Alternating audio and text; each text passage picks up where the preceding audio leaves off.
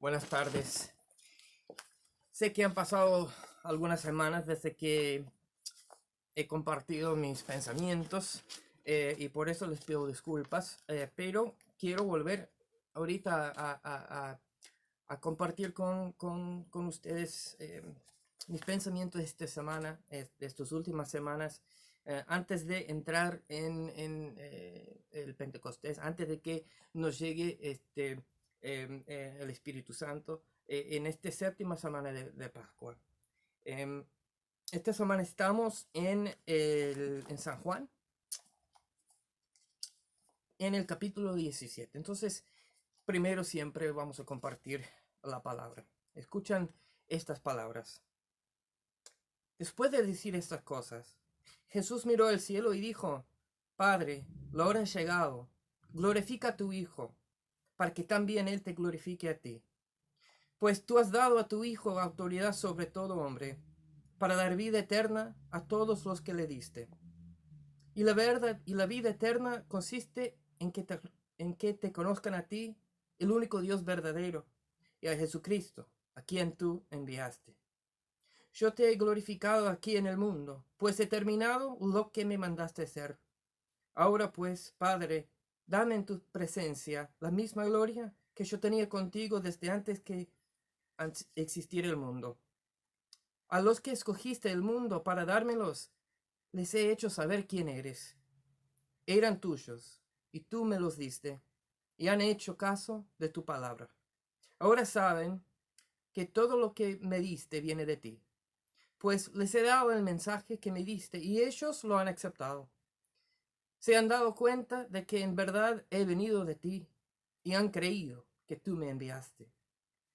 Yo te ruego por ellos, no ruego por los que son del mundo, sino por los que me diste, porque son tuyos.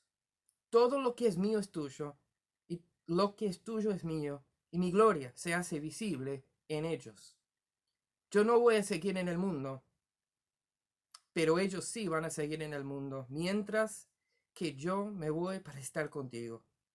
Padre Santo, cuídalos con el poder de tu nombre, el nombre que me has dado, para que estén completamente unidos como tú y yo.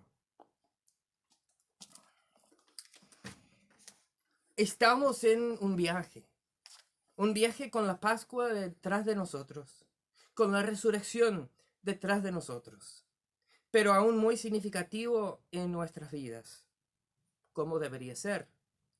Y al mismo tiempo, frente a nosotros tenemos Pentecostés. Tenemos la llegada prometida del Espíritu Santo. Tenemos un trabajo esperándonos con el que debemos comprometernos cuando tenemos el Espíritu con nosotros, guiándonos, empujándonos, alentándonos, elevándonos.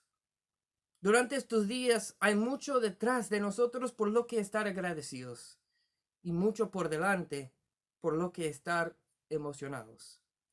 Y sin embargo, hoy nos encontramos en un lugar que debería ser algo familiar para nosotros.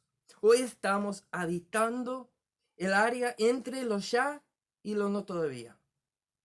Y esto debería ser familiar porque en muchos sentidos es donde pasamos la mayor parte de nuestras vidas. Mirando hacia atrás y dando gracias por lo que hemos visto, hecho, vivido y conquistado. Y esperamos con ansias el desafío, los triunfos y también las pérdidas que nos esperan en el futuro. Había muchas posibilidades de adoración hoy en términos de nuestro enfoque. Podríamos hablar sobre la Asunción.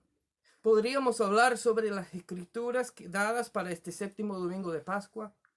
O podríamos enfocarnos en el domingo de patrimonio, que es el domingo en que celebramos nuestra historia y herencia como metodistas. Entonces, a medida que avanzaba esta semana, estaba pensando en todas las diferentes posibilidades. Estuve pensando en nuestra historia compartida. Estuve analizando nuestra historia y qué significa para nosotros en nuestra situación actual. Estaba examinando cómo la iglesia habla hoy con respecto a nuestra comprensión de la espiritualidad. Estaba pensando en la vida y la enseñanza de John Wesley y la música de su hermano Charles, el trabajo que hicieron y las vidas que cambiaron y que continúan cambiando ahora 200 años después de su muerte. Por supuesto, también estaba pensando en nuestras divisiones y la incertidumbre que traen. Estaba examinando nuestra situación global con la pandemia y cómo nos ha afectado y continúa afectándonos. Entonces, había muchas cosas en mi mente esta semana. Como todos ustedes, sigo perplejo por nuestra situación actual. Me siento frustrado porque no puedo seguir con mi vida como lo haría normalmente. Al mismo tiempo, me doy cuenta de que las fuerzas que trabajan en el mundo no son todas malvadas, que hay buenas personas dentro de nuestro gobierno y en nuestras ciudades que se preocupan por todos nosotros. Reconozco que los sacrificios que estamos haciendo son para el bienestar de todos. Reconozco que una comunidad no es solo una palabra que usamos, más bien tiene un significado muy importante. Una comunidad es un grupo de personas que tienen más en común que simplemente un barrio. Lo que es más importante de ese grupo que llamamos comunidad es que compartimos nuestro presente y nuestros futuros. Una conexión que nos une a través del tiempo y la historia. Lo que duele a uno de nosotros eventualmente nos agravará a todos. Del mismo modo, lo que nos ayuda a uno de nosotros eventualmente nos ayudará a todos. En uno de sus sermones más famosos, más conocidos, John Wesley habla de lo que él llama el espíritu católico. Ojo, que él usa la palabra católico para significar universal, la iglesia universal, el espíritu universal. No está hablando de la iglesia católica romana. Pero habla sobre cómo los cristianos deben amarse unos a otros para que así sea la evidencia más importante que tenemos de nuestra verdadera fe. Es a través de nuestro amor mutuo que demostramos nuestra creencia en Cristo a los del mundo que nos rodean. Wesley dijo, todos los hombres aprueban esto, pero todos los hombres lo practican. La experiencia diaria muestra lo contrario. ¿Dónde están incluso los cristianos que se aman unos a otros como Él nos ha mandado? ¿Cuántos obstáculos hay en el camino? Los dos grandes obstáculos generales son, primero, que no todos pueden pensar igual. Y como consecuencia de esto, en segundo lugar, no todos pueden caminar igual. Pero en varios puntos más pequeños, su práctica debe diferir en proporción a la diferencia de sus sentimientos. Palabras de Wesley. Un poco más tarde, escribe las palabras que nos son más familiares y que provienen de este sermón. Dice, pero aunque una diferencia en las opiniones o modos de adoración puede prevenir una unión externa completa, necesita evitar nuestra unión en el afecto. Aunque no podemos pensar igual, no podemos amar igual. No podemos ser de un solo corazón, aunque no somos de una sola opinión. Sin ninguna duda podemos.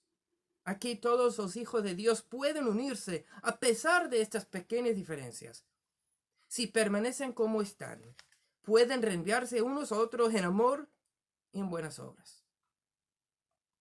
Bueno, a pesar de todas nuestras diferencias en cómo amar, cómo pensar, puede ser que Wesley tenía razón. Me gustaría decir que sí, absolutamente podemos. Sin embargo, la experiencia de la vida, especialmente en los últimos tiempos, tiende a probar el contrapunto. No sé por qué, y es frustrante, porque sabemos que Dios nos llama a amarnos unos a otros. Y sin embargo, nos negamos a hacerlo con tanta frecuencia como para preguntarnos si los cristianos realmente leen la Biblia. Después de todo, ¿de qué sirve poder recitar las escrituras de memoria si no puedes ejercerlas en la vida diaria? Yo no conozco una manera fácil de arreglar esto. Quizá no haya ninguno. Yo también anhelo un día en que todo el pueblo de Dios pueda amarse unos a otros como Jesús nos ama. Yo también anhelo un día en que el adjetivo que usamos para describirnos ya no sea metodista, católico, bautista o no confesional, sino simplemente cristiano. Cuando yo era niño, recuerdo una conversación con mi padre. Creo que nunca le conté esta historia a nadie y no recuerdo cuántos años tenía en ese momento, pero era lo suficientemente joven como para no entender realmente la política todavía. Muchos de ustedes sabrán que mi padre y yo vimos el mundo de manera muy diferente. Y al menos en cuanto a política, él y yo estábamos en lados opuestos. Pero cuando era pequeño, recuerdo esta conversación con él. Como dije, no recuerdo los detalles, pero sí recuerdo la parte importante. Estaba tratando yo de entender la diferencia entre conservador y liberal. O sea, entre el Partido Republicano y el Partido Demócrata. Y mi padre no era fanático de los demócratas para nada. Pero su respuesta a mi pregunta dice mucho. Dijo básicamente que ambos lados quieren más o menos lo mismo. Ambos reconocen problemas y muchas veces reconocen los mismos problemas, pero que no están de acuerdo en la forma de solucionarlos. Desearía yo que más personas vieran las cosas bajo esa luz.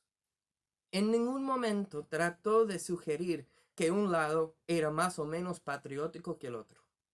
En ningún momento habló mal de nadie. En ningún momento sugirió que un lado fuera más correcto que el otro. Al menos en esa conversación, todos eran iguales. Simplemente sus propuestas y sus soluciones eran diferentes. No sé si hubiera respondido de la misma manera si él estuviese vivo. Desafortunadamente, creo que a la mayoría de la gente le resultaría difícil apoyar la idea de que podemos tratar a nuestros enemigos con respeto e incluso con admiración. Hoy en día ambos lados vilipendian al otro. Hoy en día lo que una vez fue respeto se ha convertido en un desdén y una ira que nos imponen. Si perteneces a un lado, ya no está bien estar en desacuerdo con el otro lado. Tenés que odiarlo. Debes menospreciarlos. Debes burlarte de ellos. Tienes que difundir mentiras sobre ellos. Tienes que mostrar lealtad solo a tu lado. Qué triste estado, ¿no? Una cosa es ver que eso sucede en la política y la sociedad, pero es aún más preocupante cuando sucede en la iglesia misma. Y créeme, sucede en la iglesia todo el tiempo. Con nuestra situación actual, encontramos a los que están a un lado diciendo que no debemos seguir reuniéndonos para adorar porque es lo mejor para todos. Por otro lado, tenemos aquellos que dicen que nada debe separarnos de nuestra adoración a Dios y por lo tanto, con o sin reglas, debemos volver a la adoración abierta de inmediato. Es fácil para alguien tomar uno de esos lados e inmediatamente criticar a los de la opinión contraria por poner algo que no sea la voluntad de Dios en la parte superior de su lista de prioridades. Si quieren regresar a la adoración en este momento, es fácil decirles a quienes desean esperar que su fe es débil o que no les importa mantener el domingo como un recuerdo sagrado de lo que Dios ha hecho por su pueblo. Por otro lado, es fácil decir que aquellos que desean regresar están poniendo sus propios intereses y deseos por encima del bienestar de los demás. Pero la verdad es que ambos lados deberían estar avergonzados. Ambos lados están equivocados. Y digo eso sabiendo claramente de qué lado estoy yo. Entonces me estoy criticando a mí mismo también. Me pregunto qué pensaría John Wesley sobre esta situación actual. ¿Caería del lado queriendo regresar a la adoración normal o querría esperar un poco para ver si las cosas mejoran? No lo sé. Pero creo que sé una cosa que haría. Sin lugar a dudas, puedo garantizarle que comenzaría a abordar esa pregunta de la misma forma en que abordaba muchas preguntas, que recurriría a las escrituras. Y no sé si recurriría a Juan 17 o no, pero ahí es donde voy a recurrir yo esta mañana. Juan 17, la escritura que escuchó anteriormente es el relato de Juan, de Jesús orando por sus discípulos poco antes de su arresto. He leído esta escritura innumerables veces en mi vida. Y hay muchas partes de esta oración de Jesús en las que podríamos profundizar. Pero no quiero hacer eso ahora. En cambio, quiero centrarme en una línea en particular y viene en la primera parte. Padre, la hora ha llegado. Glorifica a tu Hijo para que también Él te glorifique a ti. Pues tú has dado a tu Hijo autoridad sobre todo hombre, para dar vida eterna a todos los que le diste. Qué manera de empezar una oración, ¿no? Jesús está identificando su propósito de estar en la tierra. Jesús está reconociendo que su trabajo terrenal está casi terminado. Y al mismo tiempo está reconociendo que parte de ese trabajo terrenal estaba formando un grupo de personas que continuarían su trabajo después. Es muy específico cuando se habla de la tarea particular que Jesús identifica como dar vida eterna a todos los que le diste. Todo eso es bastante sencillo. Tiene perfecto sentido en términos de cómo vemos el papel de Jesús en el mundo y en nuestras vidas. Nos señala hacia la realidad de que fuimos elegidos y preciosos y de que se nos dio un propósito. El propósito es dar vida eterna a todo lo que Dios nos da, es decir, a todos los que reconocen a Dios y la autoridad de Dios, a todos aquellos que afirman tener la fe en Jesucristo. Estos son los que recibirán vida eterna. Antes de continuar, quiero quedarme en este momento. Hasta cierto punto. Esto es cristianismo básico, ¿no? Nada de lo que se afirma aquí es diferente de lo que siempre hemos creído. Esto es casi palabra por palabra lo que las doctrinas y dogmas históricas de la Iglesia siempre han enseñado. Debemos reconocer a Cristo como nuestro Redentor, poner nuestra fe en Él y como resultado recibir la vida eterna. No sé de ti, pero cuando yo escuché eso de niño, lo que viene a mi mente es una referencia a lo que nosotros llamamos cielo. La vida eterna, la vida que vivimos una vez que esta vida terrenal haya terminado. En otras palabras, cuando recibimos la vida eterna, significa que se nos promete un lugar en la presencia de Dios cuando nuestras vidas en este planeta lleguen a su fin. Podríamos diferir en lo que pensamos que realmente se ve, pero la idea es la misma. Tal vez imaginas puertas que se abren a una hermosa ciudad en las nubes con caminos pavimentados con oro. Tal vez te imaginas ángeles con arpas tocando constantemente. Tal vez te imaginas ver a los que te han precedido. Tal vez te imaginas disfrutando de la presencia física real de Dios y de Jesucristo. Pero entonces, Jesús en la oración nos da una sorpresa. Porque en la siguiente línea, Jesús realmente nos da una definición de vida eterna. Recuerde, este es Jesús hablando. Así que sus palabras debemos considerarlas autoritarias y verdaderas. Jesús mismo define la vida eterna para nosotros y la gran sorpresa es que su definición es muy diferente de lo que la mayoría de nosotros, incluido yo, solemos pensar. Jesús define la vida eterna de esta manera.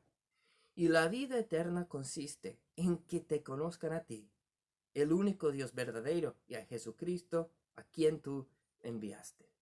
Eso es. Esa es la definición de vida eterna según Jesucristo mismo.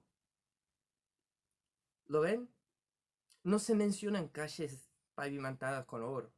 Ninguna mención de querubines flotando en las nubes tocando arpas. No se mencionan las puertas nacaradas.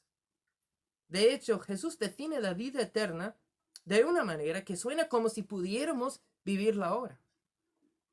Si definimos la vida eterna de la misma manera que lo hace Jesús, toda la Biblia comienza a adquirir una personalidad completamente diferente. Para vivir la vida eterna, simplemente necesitamos conocer a Dios a través de Jesucristo. Eso es ni más ni menos. Ahora, esto no es para sugerir que no hay cielo. Esto no sugiere que no nos pase nada cuando nuestra vida mortal haya terminado. Más bien, lo que significa es que el cielo no es algo que tengamos que esperar. Es algo que podemos experienciar aquí y ahora. Mira a tu alrededor, a las personas que te rodean, a las cosas que te rodean.